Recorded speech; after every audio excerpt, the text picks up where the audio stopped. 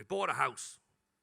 That's sort of one of our big bits of news, really. We bought a house, and it's fine, like, because it took a while, really. It did take a while. We weren't just, straight on the property ladder. We thought we'd be the generation that was going to be eternal renters.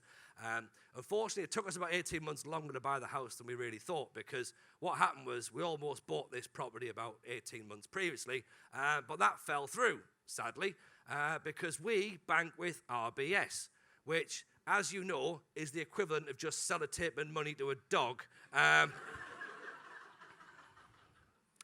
And then hoping it's still there when you need it. So unfortunately, that fell through.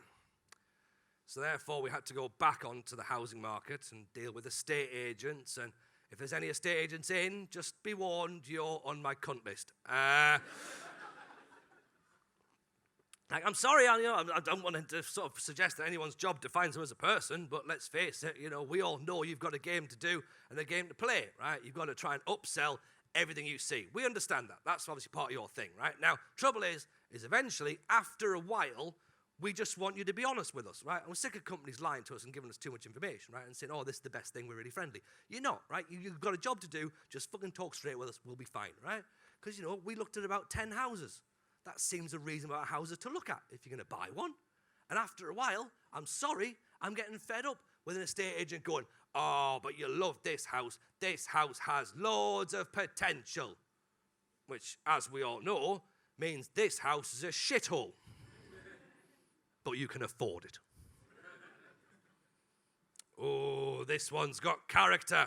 Someone died in here, didn't there? Someone died. There. My personal favourite was one fella. He clearly thought he'd seen me coming. He goes, oh, Tony, you love this house, man. This house is perfect for you. This one comes with a summer house. Ooh, a summer house. Is that what you're calling it in York? Because in the northeast, that's a fucking shed, mate, right? So, I don't call my garage my autumn house and my house my all-seasons house. It wasn't even a good shed either, So the trouble was, right, as I say, we looked at about 10, which, I suppose is a reasonable amount of houses to look at, But after a while, everything started to blur together because, obviously, architecturally, they're built by similar companies. Internally, we all have similar tastes. And I said this to the wife. I said, look, I'm sorry, love, I'm struggling to work out which one of these houses I like the most. And she went, I don't get it. You've seen 10 houses. They're all different. I was like, no. Out of the houses we've seen, this house we've seen, 6 of them have got Union Jack cushions in from Next. And she went, that's just a thing, right? We're buying an unfurnished house. And at first I thought, well, that's a fucking waste of money because the house is expensive anyway, right? We're now going to furnish it. This is bullshit, right? She went, no, they come with that. I was like, right, fine. Okay. And then 8 of the houses we'd seen had the word love made out of wood put on the windowsill. I don't know what that's about. All I can presume is some people are bellends. That's all I've got. I'm not a scientist, right? But then the biggest trouble of all this, was that all 10 houses, so therefore including the one we inevitably bought, all 10 houses had the words love, laugh, live written in the kitchen. And fuck me if any of you cunts have got that, right? Just get out now, go back to Bishop Thorpe Road and look after your organic leeks, right? I don't fucking care. Go back to your stupid Cath Kitson covered house, right? We're not bothered with you, right?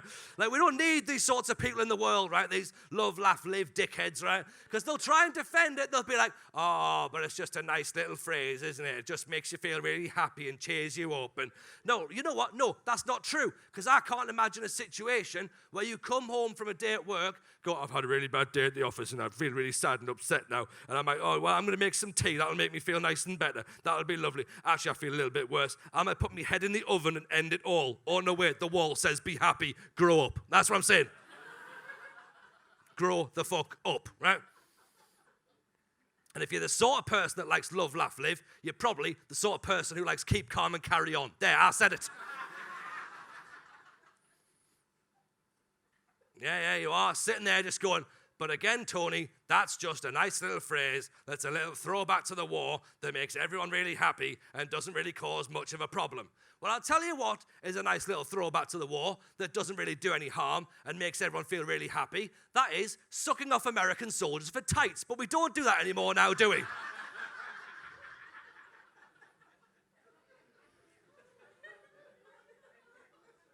Or do we? I don't know.